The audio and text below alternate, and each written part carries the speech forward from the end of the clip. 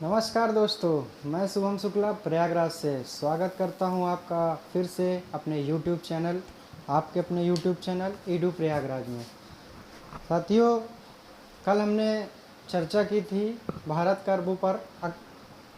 अरबों का भारत पर आक्रमण, और आप लोगों ने उस वीडियो को बहुत सारा प्यार दिया, स्नेह दिया। आगे भी आप लोग उस आने वाली वीडियो को ऐसे ही प्यार देंगे। दोस्तों साथियों, अब आज जो हमारा टॉपिक है वो है भारत पर तुर्कों का आक्रमण। समय ना खराब करते हुए हम लोग अपनी डायरेक्ट हेडिंग पर आते हैं कि भारत पर तुर्कों का जो आक्रमण था, ये देखते हैं उसमें कौन कौन सी चीज़ें सामने निकल कर आती है। हेडिंग डाल लीजिए सब लोग, भारत पर तुर्कों का आक्रमण। ठीक, इस क्रम में भारत पर जो तुर्कों का आक्रमण हुआ, उस क्रम में सबसे पहले एक वंश का नाम आता है जिसका नाम है गजनी वंश। क्या नाम है दोस्तों? गजनी वंश।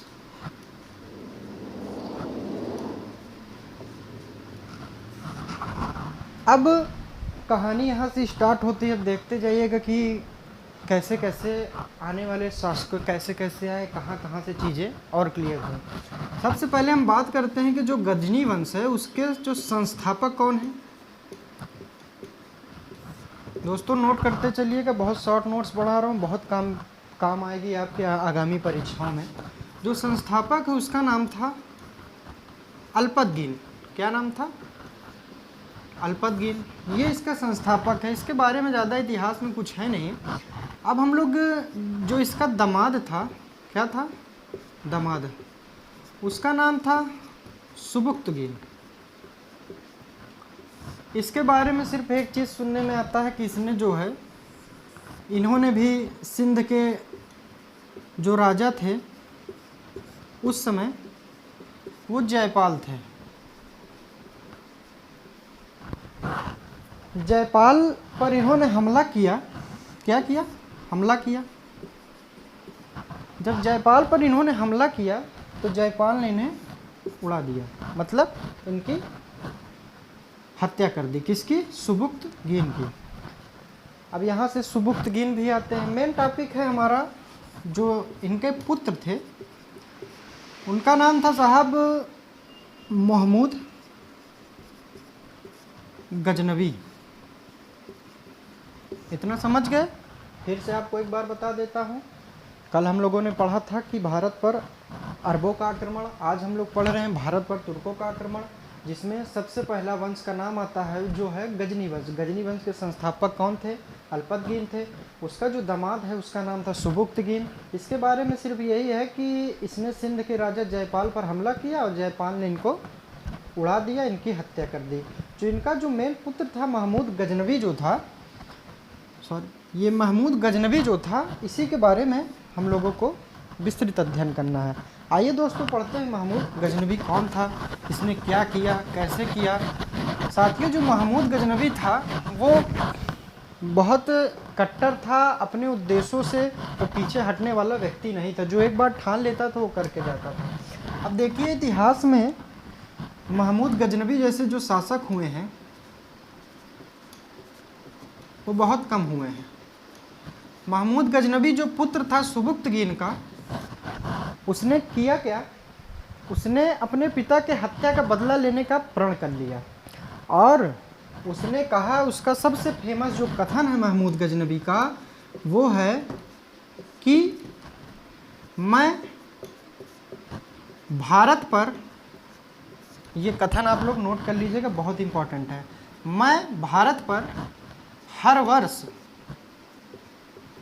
इसकी जो जिसने शासन किया ये लगभग 1000 AD से 1027 AD तक इसने भारत पर शासन किया। लंबा इतिहास है, 27 वर्षों का लगभग इतिहास है इसका।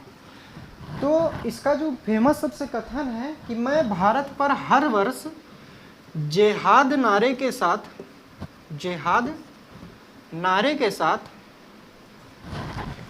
इसको मैं अंडरलाइन कर दूं, जिहाद नारे के साथ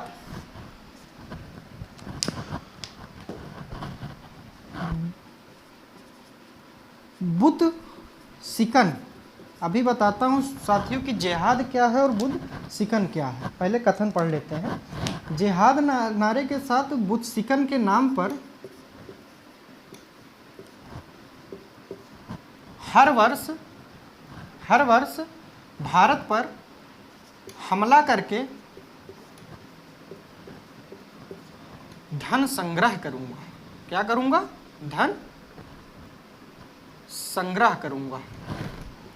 ये जो है वो इसका प्रण था, और वास्तव में इसका जो प्रण था वो बहुत ही अपने प्रण के प्रति वो था। इसने कथन लिया, इसने शपथ ली, इसको कथन और शपथ कह सकते हैं।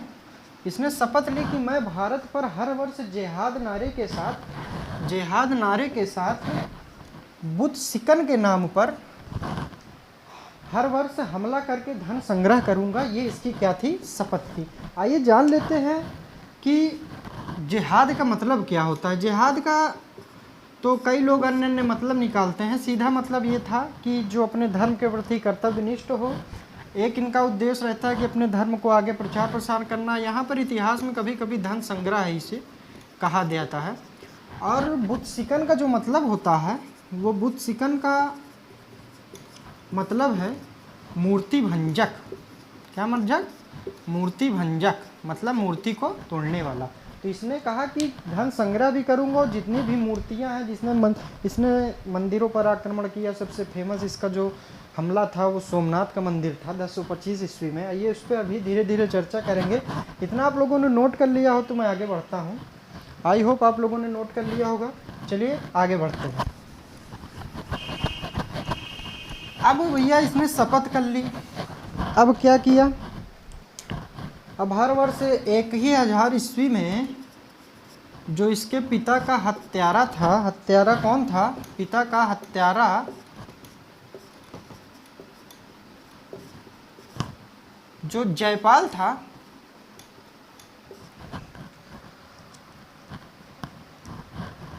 उस पर इसने क्या कर दिया? महमूद गजनबी ने आक्रमण कर दिया। उस समय ये सिंध का राजा था। अब ये इतना भीषण आक्रमण किया था दोस्तों कि इसके आक्रमण से जयपाल जो है वो साहब बहुत घबरा गए। जयपाल को समझ नहीं आ रहा था कि इतना खतरनाक शासक। इसका उद्देश्य ही था कि मैं भारत पर मूर्ति भंजक करके बुद्ध सिकन के नारे से धन संग्रह करूंगा। जब इसका उद्देश्य था, इसको अपने जान की फिक्र नहीं थी, तोड़ मोड़ सब कुछ करता था। जयपाल ने इतना भीषण युद्ध देख के ये डर गया और इसने जयपाल ने क्या किया? आग में कूदकर आत्महत्या कर ली। सोचिए साथियों कितना भीषण इसने आक्रमण किया होगा। किसने? महमूद गजनबी ने। किसके ऊपर? सिंध के राजा जयपाल के ऊपर। अब आग में कूद के हत्या कर ली। तो यहीं से इनका इतिहास समाप्त हो गया। अब इनके भैया ये किस ईस्वी में किया? 1000 ईस्वी में। अब कहीं कहीं किताबों में 1002 भी मिलता है, लेकिन ऑथेंटिक 1000 है। चूँकि हर वर्ष उसी वर्ष जब ये सिंहासन पर बैठा तो अभी हत्या हो गई थी, तो हम इसको 2001 या 2 भी मान सकते हैं। जो किताब में वैसे 1002 या 1 में मतभेद है। तो आत्महत्या कर लिया। अब जो इसका जयपाल का एक पुत्र था उसका नाम था भैया आनंदपाल। क्या नाम था? आनंदपाल। आनंद नोट करते चलिएगा, शॉर्ट नोट्स लिखा रहा हूँ आप लोगों को। बाद में इसका अगर विस्तृत जानकारी या विस्तृत लेख चाहिए होगा तो मैं PDF आप लोगों को दे दूँगा डिस्क्रिप्शन बॉक्स में। अभी समझ लीजिए चीज़ें, चूँकि आगामी परीक्षा अभी शायद UP SSC पेट की परीक्षाएं चल रही हैं, उसमें आपका बहुत कारगर होगा। दिल्ली सल्तनत पढ़ेंगे, फिर हम लोग मुग़ल साम्राज्य पढ़ेंगे, फिर धीरे धीरे फोकस करेंगे कि जो आगामी परीक्षाएं पेट की, कई लोगों का B.Ed एंट्रेंस भी है, कई लोगों का UPSI भी है, तो उस सब में एक कारगर होगा।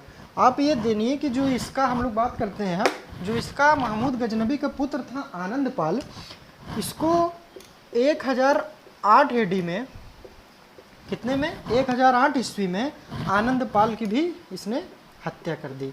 तो आनंदपाल बहुत इंपॉर्टेंट नहीं था, लेकिन बस इतना जाने रहिए कि किस सन में इसके पुत्र की, जयपाल के पुत्र की, आनंदपाल की इसने हत्या कर दी। अब साथियों जो जिस वजह से ये फेमस हुआ, जो इसकी कहानी जो सबसे अधिक इम्पोर्टेंट है, आइए उस पर चर्चा करते हैं। ये इसने तो कसम ही खाई थी कि मैं मूर्ति का भंजक करूंगा। तो भाई अगर मूर्ति भंजक करेगा तो बिना मंदिर पर कैसे आक्रमण किए मूर्ति भंजक कर पाएगा।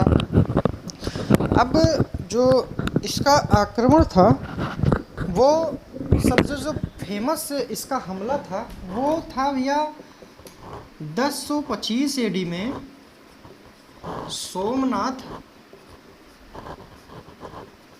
मंदिर। आप लोगों ने सुना होगा सोमनाथ मंदिर जो है वो 12 ज्योतिर्लिंगों में भी है और गुजरात राज्य में वर्तमान में स्थित है। सोमनाथ मंदिर पर जब हमला किया तो भाई उसमें आज भी है मंदिरों पे जो पूजा करते हैं वो ब्राह्मण ही करते हैं। तो उस समय लगभग जो सोमनाथ मंदिर था वो बहुत प्रतिष्ठित मंदिर था और इतना सोना चांदी उस मंदिर में था, इतना सोना चांदी था, इतना कि अगर इसने ये समझ लीजिए कि इतिहास में कभी कभी मिलता है कि इसने इतना धन वहाँ से लूट लिया कि दोबारा कभी भारत पर आया ही नहीं, इतना धन लूट लिया था। अब धन लूटा तो लूटा कैसे, क्या किसी भारत में किसी का विरोध करने वाला कोई नहीं था? बिल्कुल था। विरोध किया किसने? गुजरात में जो ब्राह्मण थे वो उसने इसका विरोध किया। जितने भी ब्राह्मण थे, अभी साथियों आपको अगर ब्राह्मणों की संख्या मैं आपको दिखा दूंगा, लगभग 50,000 ब्राह्मणों ने, कितने? 50,000 ब्राह्मणों ने इसका जो है विरोध किया। कितने साथियों? 50,000 ब्राह्मण। और जितने भी ब्राह्मण थे सब जाके मंदिर के किनारे मंदिर को चारों तरफ से घेर लिए। जब महमूद गजनबी आक्रमण कर रहा था अपने सैनिकों के साथ, अपनी सेना के साथ, तो चारों तरफ से इस 50,000 ब्राह्मणों ने इनको घेर लिया चारों तरफ से मंदिर को। और ब्राह्मणों का कथन था कि हे महमूद गजनबी, अगर तुम मेरे मंदिर पर हमला करोगे तो उससे पहले तुमको मेरी लाशों पर से होके गुजरना होगा। फिल्मी डायलॉग मार दिया कि तुमको मेरी, और चारों तरफ से घेर लिया। ये इतना साहब, इतना ये क्रूर शासक था, इतना निर्दयी था कि इसको सिर्फ और सिर्फ चूंकि इसके पिता की हत्या थी, इतना वो पागल हो चुका था कि यहाँ पे इसको ये पता था कि बहुत ज़्यादा धन है, तो इस वजह से इतना निर्दयी था। 50,000 ब्राह्मणों की इसने हत्या कर दी, उस सबको कुचलवा दिया और सबकी हत्या करके किसी का गला काट दिया, किसी के ऊपर रथ चढ़ा दिया। मतलब कि इतना बड़ा नरसंहार किया कि इतिहास शायद इसको कभी माफ़ न करेगा। लेकिन अब चूँकि जो चीज़ें हो गई उसको हम लोगों को पढ़ना, ये इतिहास का तो विषय है ही। तो अब इसमें जो सबसे इम्पोर्टेंट है वो इम्पोर्टेंट ये है कि इतिहास में मिलता है कि जो महमूद गजनबी है वो 50,000 ब्राह्मणों की हत्या करने वाला एकमात्र शासक। साथियों नोट करते चलिएगा, बहुत अच्छे अच्छे प्रश्न मिलेंगे आपको। जितनी कहानी बताएं इसमें ही से कल क्वेश्चन सॉल्व करेंगे। उसका नाम क्या था भैया? महमूद गजनबी था। क्या नाम था? महमूद गजनबी। इसने सोचिए 50,000 ब्राह्मणों की हत्या कर दी। अब ये आपको क्वेश्चन हो गया। इसका सबसे जो प्रसिद्ध हमला है, सबसे प्रसिद्ध हमला था वो यही था। और तो इसने कई बार हमले किए। अब साथियों इसको देखा जाए तो लगभग इसने 2700 वर्षों तक शासन किया। एक चीज़ और इसके मिलने को आती है जो हमारे एग्जाम में लगभग पूछा जाता है कि इतिहासकार जो एक प्रोफेसर हेनरी इलियट थे, कौन थे?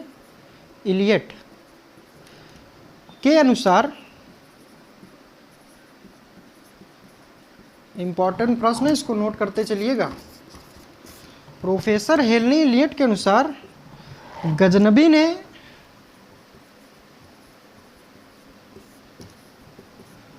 कुल भारत पर 17 बार आक्रमण किया था।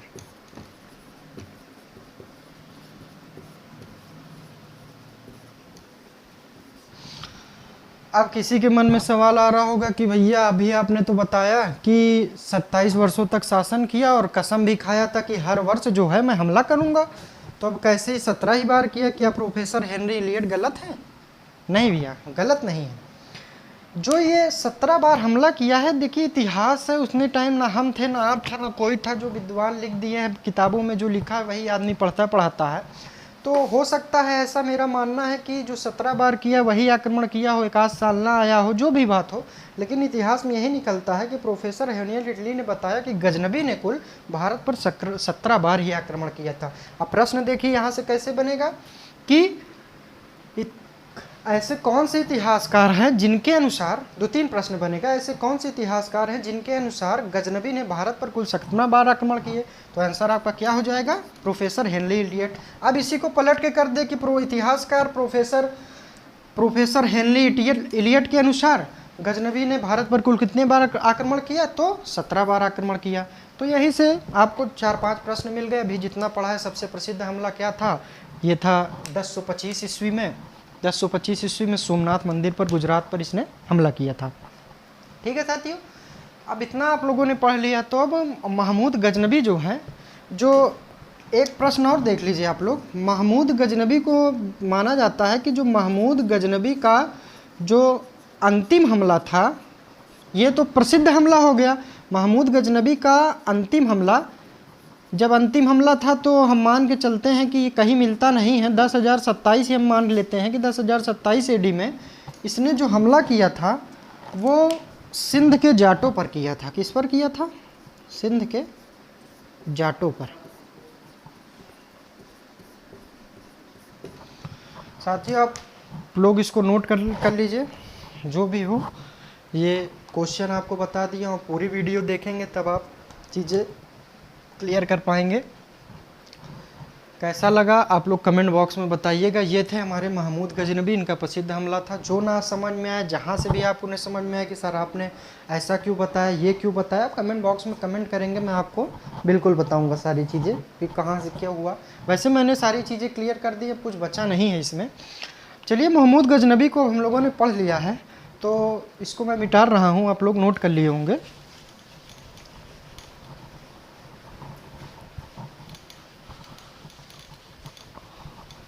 अब जो सबसे आप इम्पॉर्टेंट हैं वो है भैया मोहम्मद गोरी।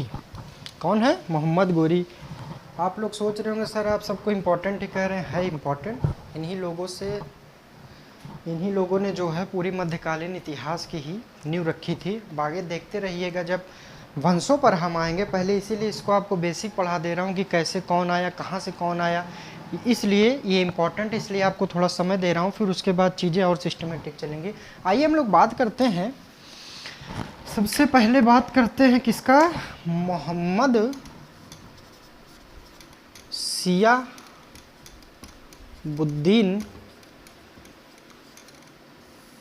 गोरी या मोहम्मद गोरी।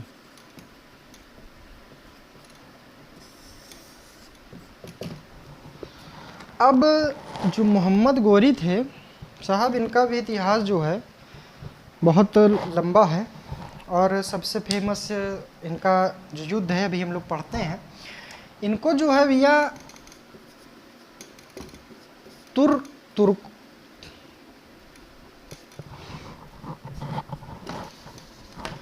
तुर्क साम्राज्य का, इनको तुर्क साम्राज्य का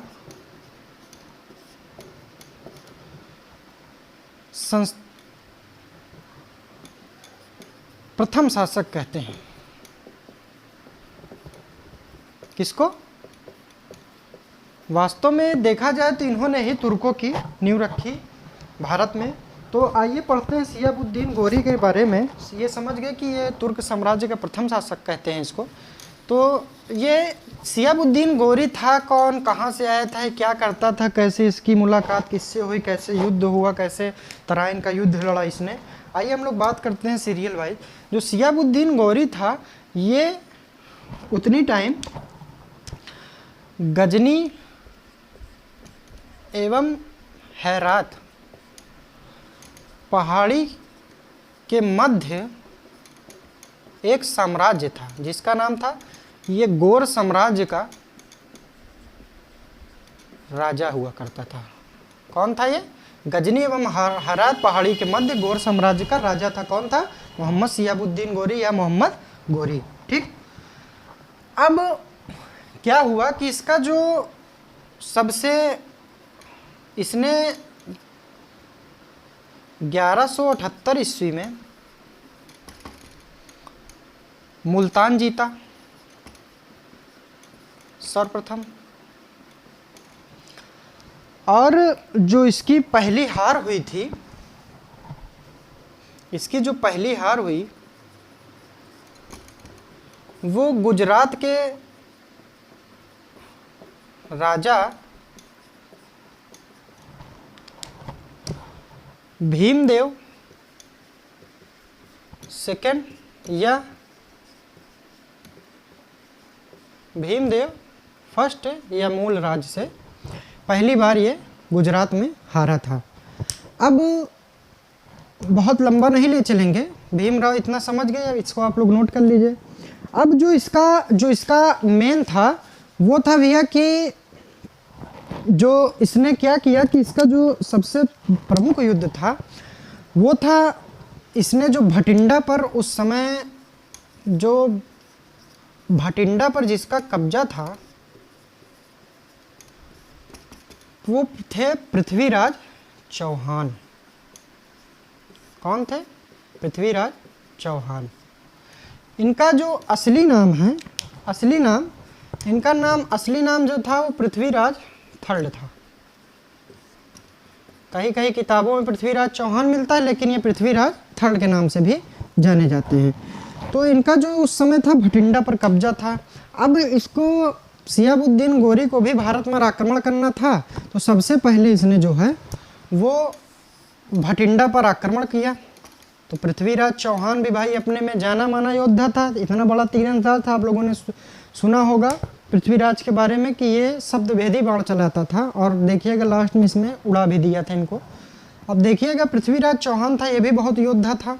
तो जब इसने आक्रमण कर दिया, साथ ही उसको मैं मिटा रहा हूँ, चलिए नीचे जगह है, जब इसने आक्रमण कर दिया तो अब हम लोग इतिहास में पढ़ते हैं कि 1191 AD में आक्रमण कर दिया, तो भैया युद्ध होना जरूरी है। तो तराइन का पहला युद्ध लड़ा गया। कब युद्ध लड़ा गया? तराइन का। इसको नोट करते चलिएगा आप लोग। पहला युद्ध लड़ा गया,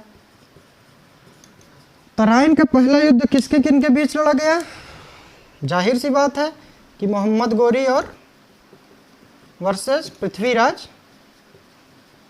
चौहान या पृथ्वीराज थर्ड। इसमें भैया जीता कौन? जीत इनकी हुई। किसकी हुई? जीता। अब कहीं ना कहीं जो गौरी था ये भी राजा था, इसको लगा कि अरे इसने मुझको हरा दिया, ये ईगो ले लिया, दिल पे ले लिया। कहा अभी तुमको रुको बताता हूँ। अब ये पृथ्वीराज चौहान, अब देखिए कहानी और ट्विस्ट लेती है। यहाँ तक आप लोगों ने नोट कर लिया तो मैं मिटा दूँ? चलिए मिटाता हूँ। अब जब भैया आक्रमण किया, पहला युद्ध हार गया, राजा था, ईगो पे ले लिया बात, कहा रुको बताता हूँ तुमको। पृथ्वीराज चौहान तो ये गए भैया, गए ये जाते वक्त पाकिस्तान के नीसापुर बाजार से, पाकिस्तान के नीसापुर बाजार से ये एक आदमी को खरीदते हैं, गुलाम को खरीदते हैं, जिसका नाम होता है कुतुबुद्दीन ऐबक। क्या नाम था? कुतुबुद्दीन ऐबक। ये क्या? गुलाम था। अभी कुतुबुद्दीन जब हम लोग मामलुक वंश पढ़ रहे होंगे तब कुतुबुद्दीन के बारे में हम लोग विस्तृत चर्चा करेंगे। अभी बस इतना जान लीजिए कि ये पाक के नीसापुर बाजार से सिर्फ और सिर्फ पृथ्वीराज चौहान को हराने के लिए गोरी ने इसको खरीदा था। और कितने मुद्दा में? 1000 कासरपड़। कासरपड़ मतलब ये सोने की मुद्रा उतनी टाइम चलती थी। 1000 कासरपड़ फिर इसने नीसापुर बाजार से खरीद लिया। अभी किससे खरीदा, कहाँ खरीदा, ये कौन था कुतुबुद्दीन, इसने क्या किया, बस इतना जान लीजिए कि कुतुबुद्दीन जो था वो बहुत ही होनहार, बहुत ही योद्धा और युद्ध में निपुण शासक था। शासक तो नहीं कह सकते, गुलाम था, युद्ध में निपुण योद्धा था ये। तो इस वजह से इसको किसी ने बताया, तो नीसापुर बाजार से 1000 कासरपड़ में सिर्फ हराने के लिए इसने खरीदा। अब जब इसको खरीद लिया तब भैया फिर ललकारा किसको, पृथ्वीराज चौहान को, कि पृथ्वीराज चौहान तुमने मुझको 1191 में तराइन के पहले युद्ध में मुझको हराया था, आओ अब मेरे पास आ गए हैं कौन, कुतुबुद्दीन ऐबक, अब मैं तुमको बताता हूँ। तब हमला बोल दिया। अब हमला बोल दिया तो पृथ्वीराज कहें अभी तुमको समझ में नहीं आया, एक बार मार के भगाया हूँ। तो कहता अच्छा आओ मैदान में तब मिलते हैं तुमसे। कहता अच्छा भैया रुको तुमको बताता हूँ। तो आइए फिर हम लोग बात करते हैं अब 1192 ईस्वी की या एडी की, किसकी, तराइन के द्वितीय युद्ध की।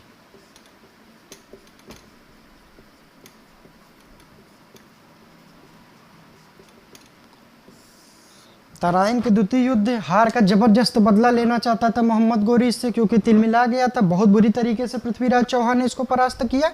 अब किनके बीच लड़ा गया, अब ये गोरी थे और गोरी वर्सेस चौहान। ये साथ इनको किसका मिला, ऐबक का मिला। तो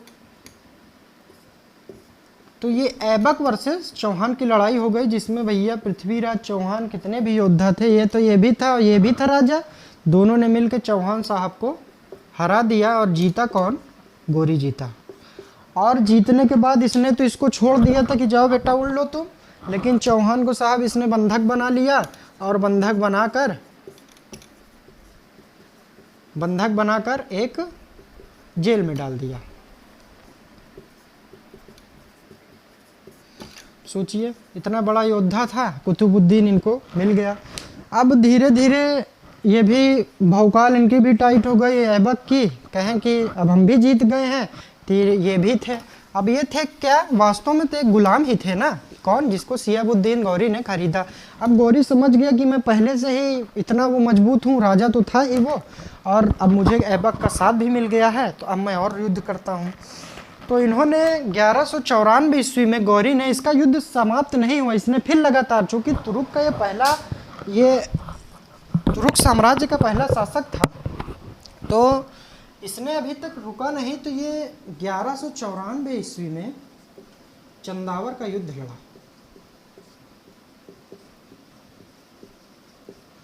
अब चंदावर का युद्ध किनके बीच हुआ, चंदावर का युद्ध हुआ मोहम्मद गोरी वर्सेस कन्नौज के राजा,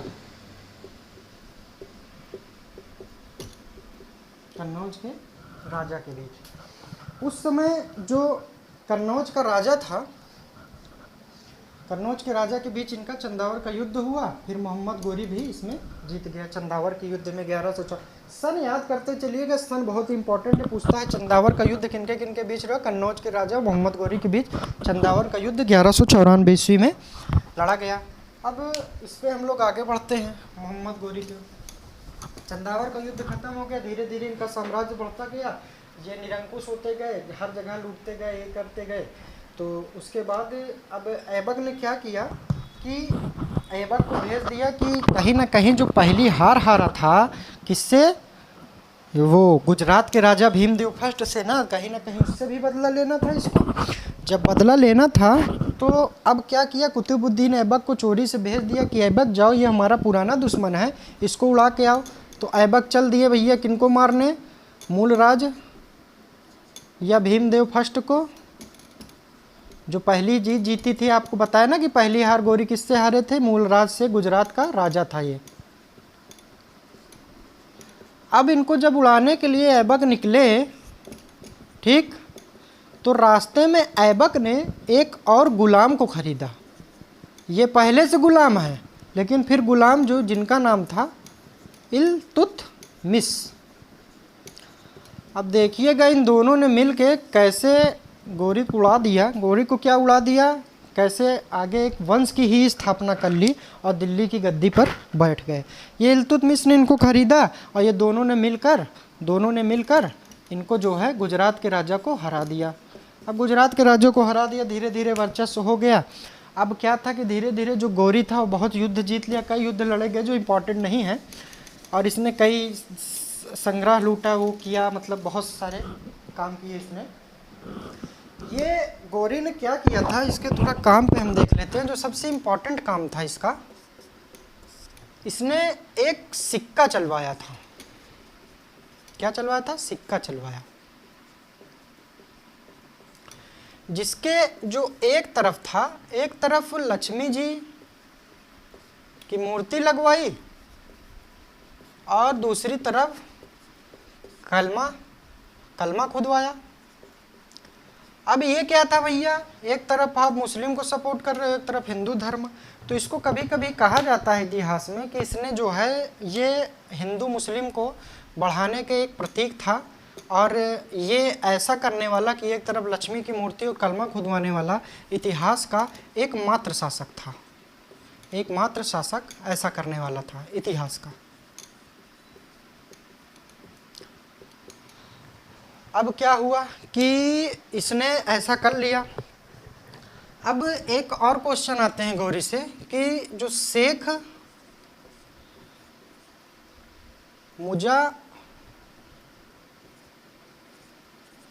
मुजाहिद्दीन चिश्ती जो है वो इसी के समय भारत आए थे।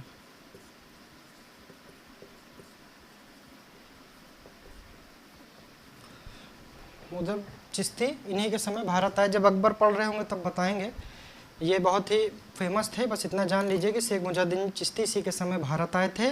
और इसका जो काम था, एक तरफ लक्ष्मी की मूर्ति को और दूसरी तरफ कलमा खुदवा, ऐसा करने वाला ये एकमात्र इतिहास का शासक है। अब जो मोहम्मद गौरी ने उसको इधर निपटा दिया।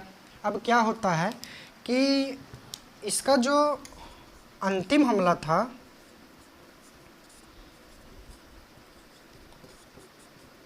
वो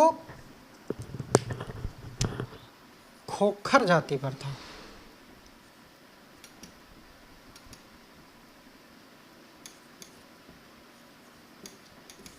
खोखर जाति पर था। खोखर जाति पर इसने अंतिम हमला किया। अब जब हमला कर दिया खोखर जाति, तो खोखर जो थी बहुत खतरनाक थी।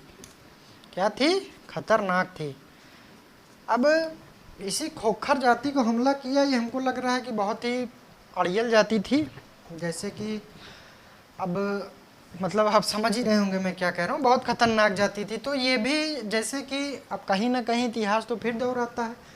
आपने वो अपन क्या नाम है, जब पहली हार हारे तब तो आप उड़ा दिए इनको, तो आप भी तो वही, आपके साथ जो जैसा करेगा उसके साथ ऐसा होगा। अब ये एक दिन क्या कर रहे थे, शाम की, कौन? मोहम्मद शिहाबुद्दीन गौरी शाम की 5 बजे की नमाज पढ़ रहे थे। नमाज पढ़ते पढ़ते खोखर जाति में से ही किसी एक ने इनको चाकू मार दिया। कौन सी? रामपुरी चाकू से इनको उड़ा दिया।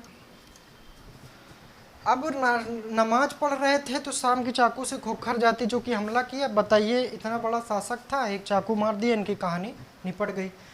तो अब कहानी निपट गई कि तो दिल्ली का गद्दी खाली हो गई। अब दोस्तों, यहाँ तक भारत का तुर्कों पर आक्रमण था।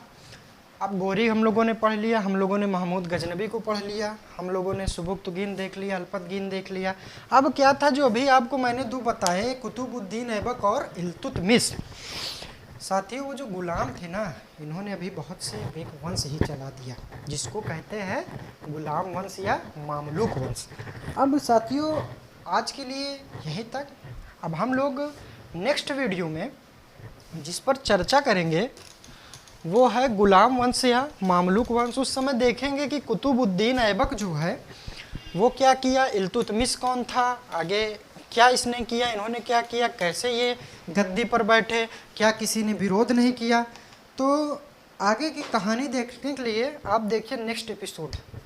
नेक्स्ट एपिसोड में हम लोग पढ़ते हैं गुलाम वंश। क्या पढ़ेंगे हम लोग? गुलाम वंश या मामलूक वंश। साथियों, ये हमारी नेक्स्ट हेडिंग होगी और जल्दी ही वीडियो बनेगा।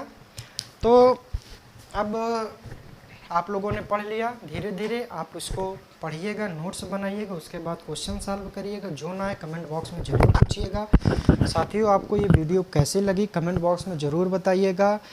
प्लीज़ चैनल को सब्सक्राइब करिए, लाइक करिए। बहुत मेहनत कर रहा हूँ, आपको और भी अच्छी अच्छी वीडियो बताऊँगा। अभी तो ये इतिहास का कुछ नहीं है, अभी तो आप सिर्फ मध्यकालीन इतिहास पढ़ रहे हैं। अभी जब पढ़ाऊँगा आधुनिक भारत या प्राचीन इतिहास तब देखिएगा और मज़ा आएगा। उसके बाद आपको पॉलिटी भी पढ़ाना है, बहुत सी चीज़ें अभी साथियों, लंबा सफ़र है। बस आप लोग ऐसे ही साथ देते रहिए।